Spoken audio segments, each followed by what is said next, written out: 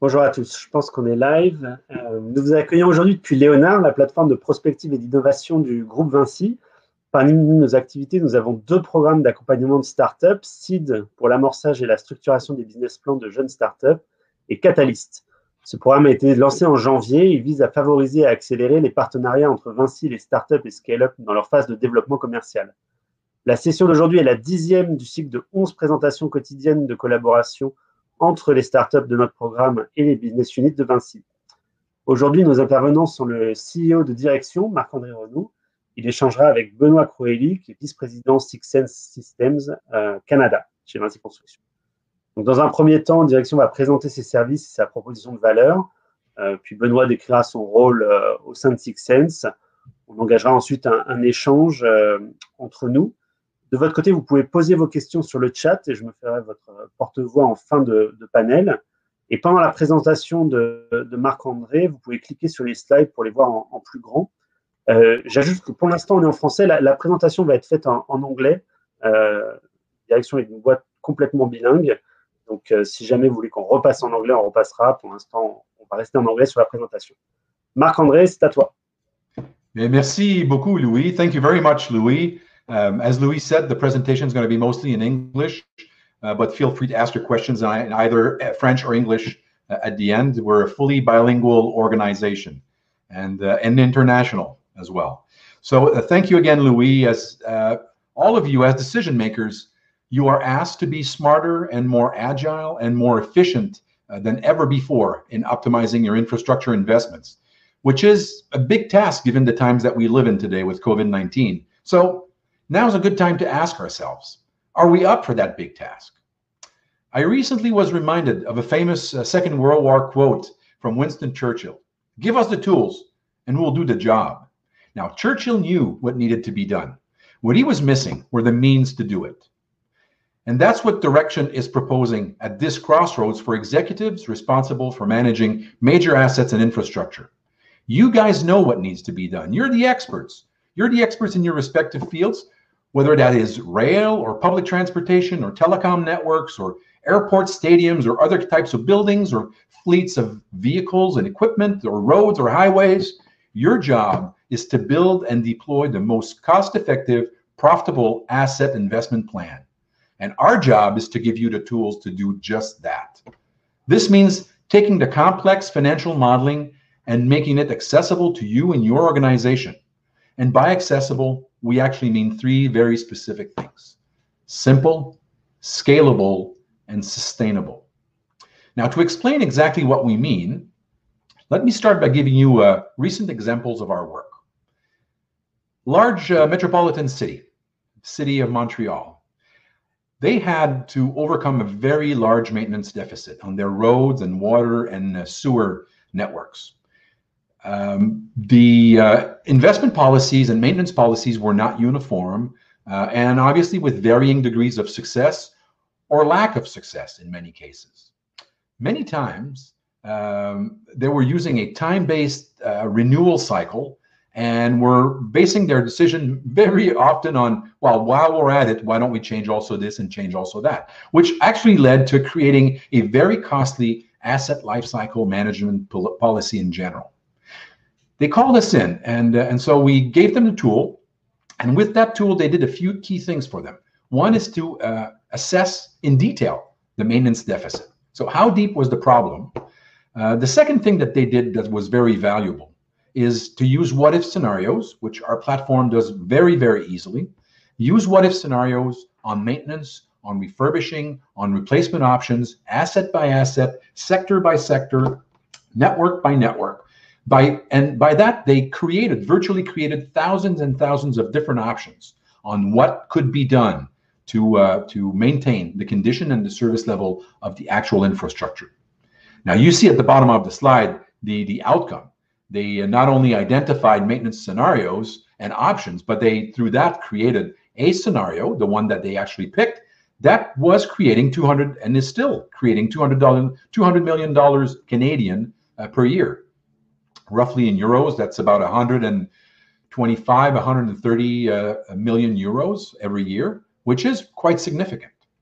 But not only that, they also devised a 10-year investment plan to overcome that maintenance deficit that was bugging them, and also maintain the asset condition over the long term, the sustainability aspect of their plan, which was very welcomed by the administration and the population, obviously, as you can imagine. Let's move on to another case, very recent as well, a fleet of service trucks. For the gas distribution company in Montreal, Énergie, what we did was to look at their fleet of small maintenance vehicle. Now, it's a small fleet, grant you, it's about 700 vehicles, and it's very, very non-core to them. It's very far from the core business, but it's also very close to the core business, because without it, they cannot fulfill their customer service mission, which is to go to people's houses and businesses and repair the heaters and equipment that works with gas. The number of vehicles and mechanics was increasing every year, and most of the time increasing at a greater rate and greater pace than the actual number of customers increased every year, which is usually a sign of loss of productivity. Don't forget, trucks are not core business. They're not top of mind. And they actually developed that not top of mind syndrome where, oh, it's not core, so we can forget about it. Well, somebody did not forget about it. Somebody looked at this and said, well, we're losing productivity, and we're performing condition assessment while the truck is on the lift. We bring the truck in the garage, put it on the lift, and we say, okay, we had to bring back that truck in 2 months to repair the brakes, and the hydraulic system probably is going to be due in 6 months, but we'll reassess when we do the brakes in 2 months. So they were creating a schedule with a lot of maintenance. So every year the trucks were going in very often. So what we came in with was for them the ability to evaluate different scenarios that were based on different conditions, but mostly based on projections. And they could then compare these projections of the residual value of those brakes for the next 2 months and the value of changing the brakes right now, even if we lose 2 months of wear and tear on them and put new brakes in, but we gain the availability of that trucks probably for 1 more day, 2 months down the road. And that availability is what is valuable to them. And it's through optimizing that availability that they not only created, as you can imagine, a much better maintenance schedule with less work, and so the need for less mechanic and less shop time, but also the need for less truck because the trucks were more available. And that opened up a whole new plethora of possibilities for them. Just think about salvaging the truck value when you hit a mileage sweet spot. And let's say that sweet spot is 100,000 kilometers, then you can trade in your used truck for very good value and start renewing your fleet because you don't need as many trucks. So that opened up a lot of possibilities and savings for them. Moving on to another case, that's Ontario Northland. It's a regional railway in North America, in the north of Ontario, Canada. Just to give you a size, they have approximately 1,500 kilometers of railway. So it's not a very large railway, but very specialized and very strategic. Strategic in supplying mining and forestry operations in the north of Canada, as well as the dependent populations there for food, necessities, as well as equipment. There was a chronic underinvestment in that rail system. And that underinvestment created all sorts of problems. Deterioration was obviously a key one. And because of that deterioration, speeds had to go down, load had to be reduced, so the efficiency of the entire transport system was significantly reduced. There were many service interruptions due to breaks, and service interruptions in the context of an operation, a mining operation or forestry operation, means lots of losses and dollars lost because you cannot get the material in time. Obviously, not to count the food and necessities that have to be brought to the people. So they needed to quantify first the maintenance deficit. How bad was the problem? Similar to the city of Montreal. And hence, with that maintenance deficit in mind, that was well documented and traceable, they could justify a long-term plan to invest and anticipate and move towards anticipated sustainable outcomes and service levels. So they found through the use of the platform, testing different scenarios, they found the optimal rate of rail and tie replacement to actually resorb that maintenance deficit and make up for it and maintain an overall sustainable condition.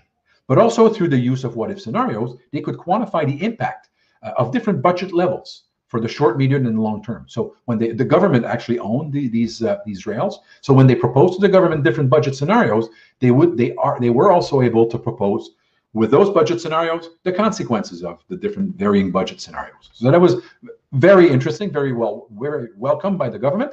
They eventually got funded to renew the entire system, which is a great success. The next one is a European highway concession. Obviously, for confidentiality reason, we're not going to name the concessionary. It's not VINCI, and it's sort of a business that the VINCI group knows very well. So, but you can imagine it's another highway concession in Europe. The idea for them was to move away from a time-based resurfacing and replacements, and move into a less costly strategy, because time-based strategies are usually very costly in the long term. They generate work often too early on assets that are sometimes still good, and it reduces the life cycle of your assets and creates overquality over time. So you operate at an overquality level with minimum instances where there's actually lower quality than not. The idea for them was to quantify that overquality, and with that quantification, be able to test different approaches to reduce it, and hence reduce their annual OPEX CAPEX budget. So this is a very early case for us. The early results show a very feasible, easy path, as it says in the slide there, to about 10 to 20% annual OPEX CAPEX savings or reduction in their current CAPEX and OPEX spend. Now that's early result. We haven't fine-tuned the models, and we haven't tried thousands and thousands of various strategies. But you can see that within a few days, few weeks, you can already identify significant results. The next phase for them will be the ability to test the varying level of service and measure the impact on profitability while you offer a varying level of service and strategies to flatten what appears to be a CAPEX peak that's coming their way in the 2030-2035 timeframe, where a lot of the infrastructure will be due for renewal. And that's a big CAPEX. They already know they don't have that amount of CAPEX. I think it's toward the end also of their concession. So because they won't have that amount of CAPEX, they're looking at a way maybe to flatten that curve and start earlier the investment, so they don't have to invest too much CAPEX all at the same time. So now we've seen what the direction tool can do for clients. Let's go back to how we do this: the simple, scalable, and sustainable. Let's start with simple. We're here to give you a tool to solve problems, not without creating new problems. I mean, we're not here to burden you with yet another system to manage. So the process is quite simple. It's tell us what you need, and the tool will adapt to that, and not the other way around. You won't have to adapt the tool will adapt to you. It's as easy as drawing a scenario or dragging a box into a decision tree to create a new decision path and reforecast what the costs and benefits will be with that new way of deciding on how you refurbish or replace an asset. And that will open up lots of possibilities for you in a very, very simple way. If I look at other ways to do these what-if scenarios, you would have Excel spreadsheets where when you do a what-if, you have to sort of create another tab and create another sheet. And it's a lot of work and a lot of places for errors, and very difficult to trace and audit the whole thing, these are all very simple tasks to do on our platform. The data scientists call this complex modeling, but for us, complex doesn't have to be complicated. It's also scalable. We make sure to include all your checklist items and priorities in those models. But of course, those priorities change over time. They usually will.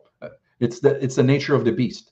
In fact, they can even change from day to day. So then again, it's not about us coming regularly redesigning the system for you. It's about us giving you the tool, the means to do what you want to do, which is redesign and accommodate for new priorities as you see fit. So the tools are easy to use and scalable, so you can make your own changes without having to reinvent the wheel each time, without having to retrain people, or calling the vendor all the time. Changing a scenario and looking at a different set of problems can be easily done. As I said, drag and dropping boxes. This is done in seconds, compared to an Excel scenario where it would be done in days, if not weeks, sometimes months. And when we show this actually in demos, that's usually when we hear people say, oh, wow, I wish I had that. And it's audible, obviously when microphones are on. It's simple, it's scalable, but what about sustainable? So this is about taking the blind spots and the guesswork out of your work. It's about making decisions based on predetermined, uniform, objective criteria that everyone agree and rally behind those criteria, as opposed to educated guesses and hunches. It's a very important differentiator. When you think about it, it means that not only when you or someone on your team is called upon to justify a decision, not only will they have a strong mathematical model to show, but one that is based on facts and that is totally transparent, traceable. If there's an auditor in the room, the auditor will be able to go in and trace back every decision, which is usually what they love doing. For executives like me, it is very easy to follow. So I can only imagine for executives like you that are in the business. Let's face it, there's nothing more frustrating than having to make your case without solid evidence to back it up. I'm sure you've all walked into a meeting thinking to yourself, I hope they don't challenge me too hard on this because I'm not sure I'm on such a solid ground after all. What Direction provides is that solid ground for decision making, that solid ground that gives you and your team the confidence to be the best at what you do. Simple, scalable, and sustainable. That's how you get results. And the Direction platform does the math so you can do your job. The next few months and years are going to be more challenging than anything we've experienced in a long time. Now more than ever, every ounce of efficiency is going to make a world of a difference. Every dollar or euro of ROI is going to count big time. And every risk that can be mitigated will exponentially increase the likelihood of your success. Every single hour that you can save in evaluating that risk will be precious to you. We've proven our worth to major clients across North America, Europe, and even beyond. The map only shows North America and Europe, but even beyond. And in all sorts of asset and infrastructure contexts, as you can see on the map, in every instance, our mandate was actually quite straightforward: to give you better, faster, smarter ways to increase your efficiency, manage your risk, and save money along the way. To give you the tools to do the job. That's what Direction is, and that's what Direction does. Thank you for your time, everybody. If you have questions, again, English or French, français ou anglais, it won't be a problem to answer them at the end of the presentation. Louis? Thank you, Marc-André. I think we'll stick to English for now because to follow your lead and your presentation. Welcome, Benoît. Thank you for your presence. Can you describe your role at SIXENSE in a few words? And maybe after that, what are, in your opinion, the main challenges of asset management? Sure. Thank you, Louis. Welcome all. So I think SIXENSE is a company of the VINCI Group that helps public and private owner manage infrastructure from construction to end of life. And in my particular case, I focus on a product developed by SIXENSE. It's a software as well that's especially focused on the asset management from when an asset, so a bridge, a road, as Marc-André showed, is created until the end of its life. So our tool is called is part of a platform at SIXENSE called Beyond, and we focus on the tool we have here, Beyond Assets. And as you to answer your second part of your question, Louis, it is I think Marc-André highlight that pretty well. It is a big deal. Asset management is a big deal. It's becoming more and more as an issue. As an owner, you have to do more with less, typically. And so you need a tool to help you do that. And you need something that's going to be a part of your toolbox, that's going to be able to bring the answer and optimize your maintenance. And that's becoming a big issue. It is now actually mandated by some countries. If we take the United States, the federal government now mandates that the states actually put in place an asset management plan since 2017, because when they bring money to the states, they need to show that that money is well spent. And so whatever it's done, whenever it's mandated or whenever it's done by entities like Marc-André showed, that needs to be upfront, that needs to look at the future issues, asset management is becoming more and more important for clients. Right. Let's dig a bit more into direction. Benoît, you met with them.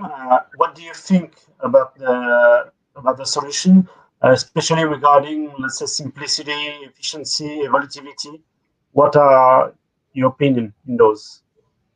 Well, it's a great tool to have in our toolbox. As I said, we on the one hand, for clients that are looking in that direction, that are ready to take that steps, they are looking at tools to help them. Marc-André mentioned it. We don't really want to be stuck with Excel anymore. The amount of data that we have to look at, the amount of scenario that we have to look at, is forcing us to look at different tools. So there is tools that are out there. SIXENSE has the expertise in terms of engineering to help configure the tools. There is things that we've looked at in the past in-house, and there is things that like Direction presents that are part of our toolbox that we are extremely interested to have. And so, focusing on the three items that Marc-André mentioned, I think maybe the two items I would talk about the simplicity part for sure. You have a lot of data. You're going to have a tool that helps you drill to that information without having to spend too much time. You want to focus on the core components, on the optimization part, and I think this is the type of tool that could help you do that. And I think the second part is what Marc-André mentioned. I mean, a lot of our clients have to come in front of their board or the government or whoever is in charge, and they have to report and justify the number. Why do I put 50 million there? Why do I want 100 million here? Why do I need to ask for an increase in budgets? And they need to show that. And when you have a tool or a set of tools that help you show that, where you can actually drill back and understand why the tool is recommending option A versus option B, that's a great backup that you can bring to your meeting with confidence. So it's definitely one of the tools that are out there that we think for the clients that are ready, that can be part of the toolbox. Just to give you an example on what you just said, Benoît, we have a client in a regulated utility business. And obviously, they have to talk to the regulator from time to time for rate increases and all that. And what they use the tool for, it's in the cloud. The tool's in the cloud, so we can set up hundreds of processors to process overnight stuff, and almost live, almost real time, the government or the regulator proposes to reduce, for example, investments in such and such area. They can compute almost in real time the effects and impacts of these reductions on the quality of service or the increase in breaks and outages. So, and they can report back. And don't forget, this is all auditable, and the regulator is used to auditing this utility numbers and scenarios. So their proposals back are really increasing the collaboration between the regulator and the regulated entity. So since they've been using the tool, it's been a much better conversation that they've had, both ways. To stay on this point, Marc-André, we spoke about this before, and you told me that Direction is not a black box with AI in it. And you like to say it's something else. Can you develop on that? Yeah, absolutely. I always use a very simple example, sometimes too simple, I was told, but the example of AI, what AI is good at is to recognize patterns. So you feed an AI algorithms with 1,000 pictures of a rabbit, Every color, every size of rabbit, every position, every angle of the rabbit. The 1001 picture is one of a squirrel instead of a rabbit. And what the AI algorithm will tell you, it's going to tell you two things. You're going to ask, okay, it's going to tell you it's not a rabbit. Okay, so it will know for sure, this is not a rabbit. And some evolved AI algorithm will tell you it's not a rabbit with a level of confidence of 99.2%. Okay. The second thing is going to tell you is you're going to ask, okay, so what is it? If it's not a rabbit, what is it? The algorithm will tell you, I don't know. I'm not trained to recognize this. I'm trained to recognize a rabbit. And so that's often the issue with AI, is that it's very efficient, but very specific. What we use, instead of using classical machine learning or deep learning algorithms, by the way, we actually use machine learning and deep learning in areas that are not core to our predictions, but are remote. So, for example, identify deterioration patterns of infrastructure. We do use AI, and SIXENSE does that every day of the week. That's their core business. We also use AI to optimize certain algorithms. But the core of what we do is not AI based. So it's a glass box as opposed to a black box. You can ask the question, if it's not a rabbit, what is it? And you can look at why it's not a rabbit. It will tell you. Obviously, we don't process pictures, but in the same example, you'd be able to find out why is the 1001 picture was identified as not being a rabbit. What are the characteristics that led to that decision? And most importantly, what are the impacts of that decision? And so that's how our platform works. It's an open glass box as opposed to black box. And to stay on this, I saw actually the program and the software live on the computer. Can you get back to who creates the decision trees and also the deterioration patterns? Do you use the data from the client, or you have your own data? Mm-hmm. Okay, so it's a very good question, Louis, and we're going in a little more details on how it works, but so bear with me for maybe a minute. It's actually very simple. One of the things that too many people neglect is they think the machine is the answer to everything. On the opposite, sometimes some human beings actually consider that their experience is the answer to everything, and the machine is worthless. We found we're not a startup, we're a scale up. We've been in existence for almost 20 years. We found in the last 20 years that it's the combination of the machine and the human that makes the best decision. And they complement into very different things. The machine has a processing power that our brain is not capable of. The machine can process gazillions of information in an instant, while our brain is very limited. In combinatorial analysis, if you want to analyze different combination criterias, a very good scientist, a surgeon will probably process something like 10 or 12 criterias at the same time when they perform an operation in the operating room. Me, simple human being, I can probably process 6 or 7. The machine that we have, the platform that we have, can process thousands of combinatorial criterias all at the same time, something no human being can. But the machine is not smart. It doesn't have intuition. That's the human. Humans have intuition.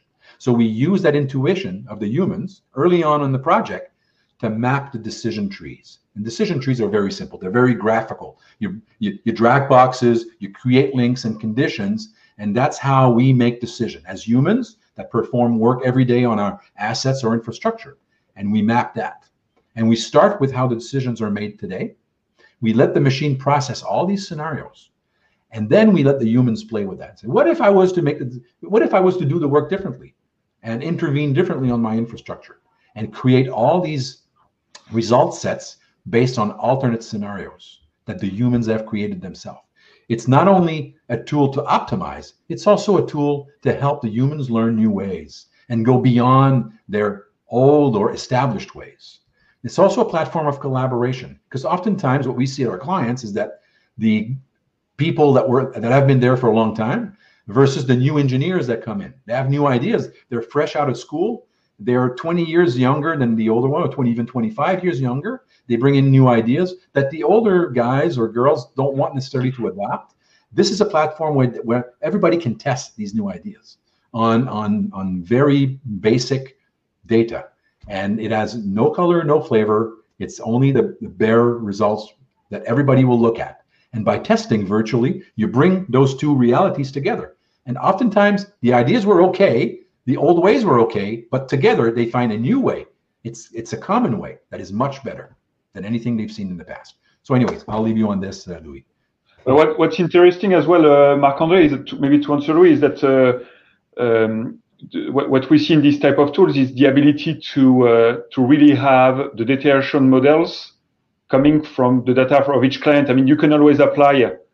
I'm sure you have, like other tools, a standard set of models, or the way a truck, a road, or something else is going to deteriorate. But what makes it good is the ability to say, the way a road deteriorates in northern Ontario is probably different than in southern Florida. You have different type of constraints, different type of environments. The way the things are maintained are probably different as well, depending on what they do. I think one of the powerful item is the ability to take historical data when they are available, obviously, but to take that information and tweak or adjust the deterioration curve to really match the history of the clients, in fact. You're absolutely right. I think initially, if you talk to the founder of the company of Direxyon, he would say that initially the thought was that yes, you can bring that expertise on how to repair roads and streets in a city from one city to another. And what we found is that you can't do that. As you said, the conditions are very different, but actually what's mostly different is the way human beings actually behave is very different. The contractors are different. The quality of the work is different. The materials are different. The weather conditions, obviously, Montreal, it's the winter cold, and southern Florida, where very warm. But weather is only one of the thousands and thousands of varying conditions that makes it that you're better off starting from scratch in every instance and starting from the experience of the people. That's usually the best starting point, because they have that history that you don't have in your systems. They have it in their heads. And before they retire, because oftentimes they're baby boomers, they're going to retire pretty soon, you want to capitalize, you want to bring that expertise and put that in a repository somewhere before these people leave, so that you can keep that value within your organization and digitize the expertise before it's gone. So Marc-André, when you get all this data, it's linked to another question that I have, is how do you implement your solution within a group or for a project like VINCI? Yeah, so usually when we implement, we start with a pilot project. We call it a proof of value. Many people call it a proof of concept, and I would say if we were a startup and we had we were 2 years old, probably proof of concept would be the right terminology. But we've been in existence for almost 20 years, as I said. So the concept has been proven. If it wasn't proven, we wouldn't be here. But what remains to be proven is the value to you, the value to somebody that wants to start an implementation. So that's why we call it proof of value. So we start with that, and that is usually a specific scope that within a very short time frame, something like 2 to 3 months, that we can implement and derive value from. That very definite scope. Just to give you an example, we started working with the city of Paris, so very recently, and we started with one borough, one arrondissement, and not all 20 of them, and only one. And even within that arrondissement, only a portion of the assets, not all of them, not all of the networks, for various political reasons, as you can imagine. And even that very specific small scope, there's already benefits. And by looking at those benefits, I think the second round of the election is coming soon. I wouldn't be surprised if that actually makes the news that the mayor that's currently there has a way to save money in how we maintain our streets and water networks and sewer networks in the greater Paris. So that's how fast we can get results. And in your opinion, what is the minimal size or scope to get real value with Direxyon? Yeah, I personally use the rule of 1%. And say, if you spend $100 million a year, and I can save you 1%, that's $1 million a year, will that cover 10 times my license? or 10 times my cost, or 10 times the burden? And if it does, then usually it's a good case. So that's usually how, is there a minimum size that we're looking at? Obviously there is, but that minimum could be actually quite small. I think it's only a question of how much can we help you save? Because in the end, it's about how much you're going to save and what's it going to cost for you to implement it. That's why that was my next question about the business model. Is it a project fee, annual fee, or even a percentage of the savings made? So I wish it was a risk reward sharing model. I wouldn't be talking to you today. I'll be retired in the Caribbean somewhere. But but we want to be fair to our clients.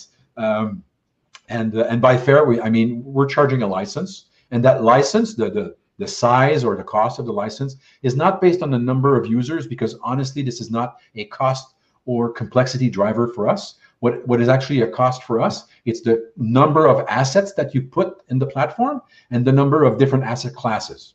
For example, a highway, you have the pavement, which is an asset class. You probably have the surroundings, the culverts and the bridges, and I'm not too technical, so I don't know all the right terms, but all these are different asset classes and the total number of assets. So those will be the two criteria determining the size of the license and the cost of the license.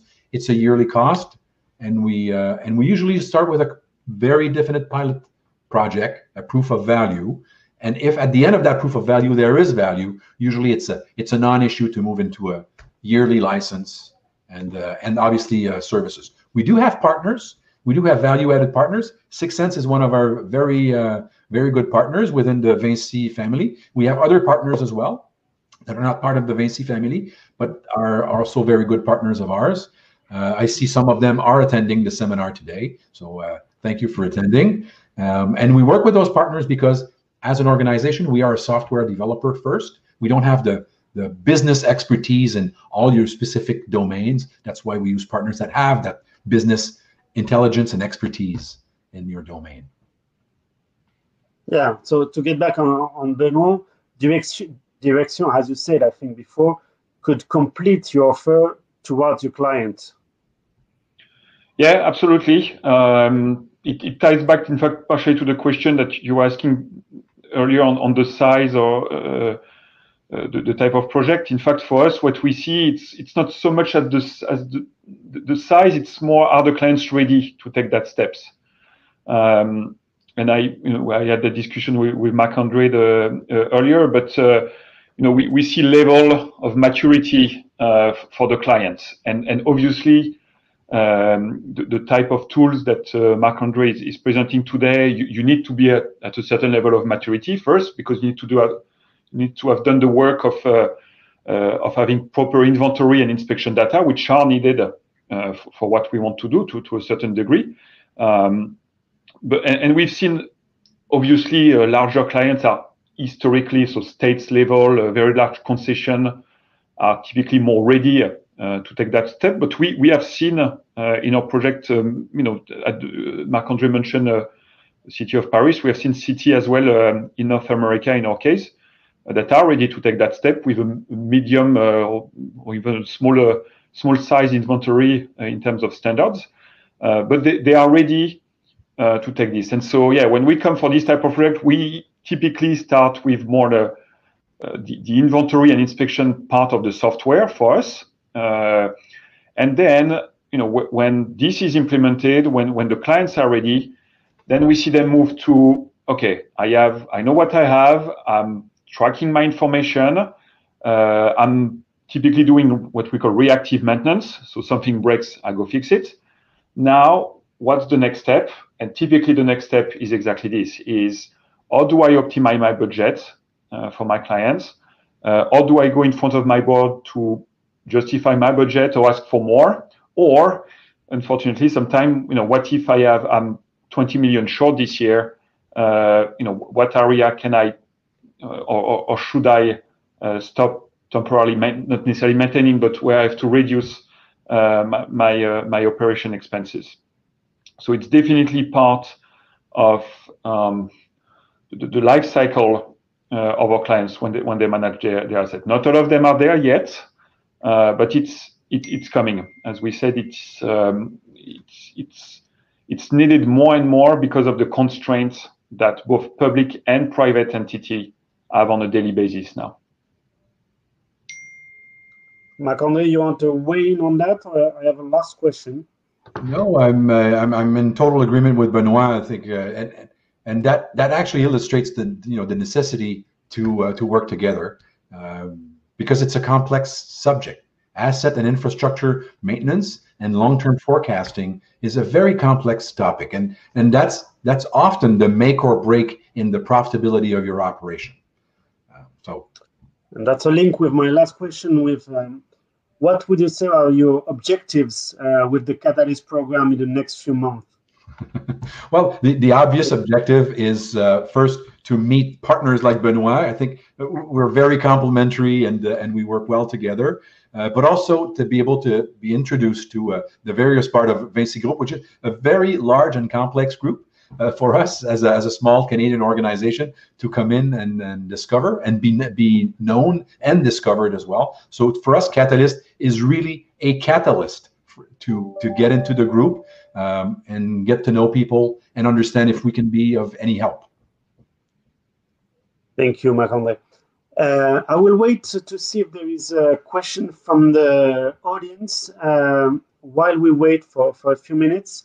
Let me first say we have every startups from the Catalyst program, including Direction, have a virtual stand on the expo section.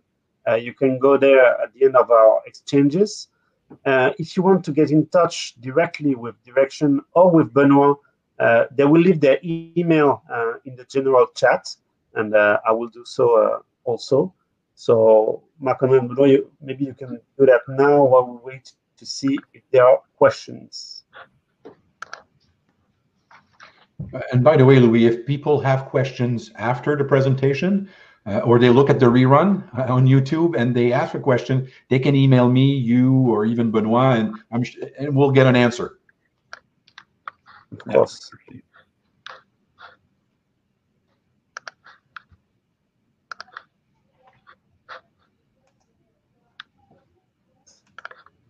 Well, I think we have been quite complete. Right now, there is no questions from the audience.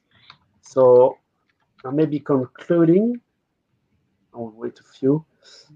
Well, no more questions for you guys. Thank you really much for joining. Thank you, Benoît. Thank you, Marc-André. And also Pascal, who was also backstage. I'll see you soon. And thank you. Yeah, I need to tell about the next panel. Sorry about that. That will take place tomorrow at the same time. And will feature VISCAB, which is an automated life cycle assessment service that allows construction and real estate players to master the energy carbon ambitions of their projects. So stay tuned for tomorrow, and goodbye. Have a good day or good night.